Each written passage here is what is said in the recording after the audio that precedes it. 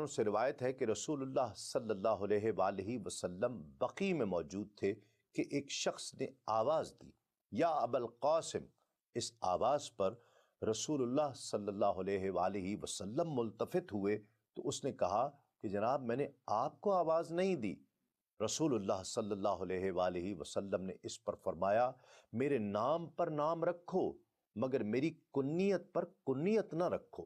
حضرت جابر رضی اللہ تعالیٰ عنہ فرماتے ہیں کہ ایک انصاری کے یہاں لڑکا پیدا ہوا جس کا نام اس نے محمد رکھا۔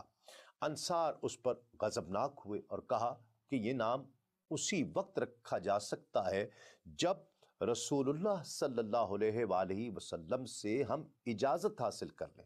حضور نبی کریم صلی اللہ علیہ وآلہ وسلم سے تذکرہ کیا گیا تو آپ صلی اللہ علیہ وآلہ وسلم نے فرمایا کہ اس نے اچھا کیا۔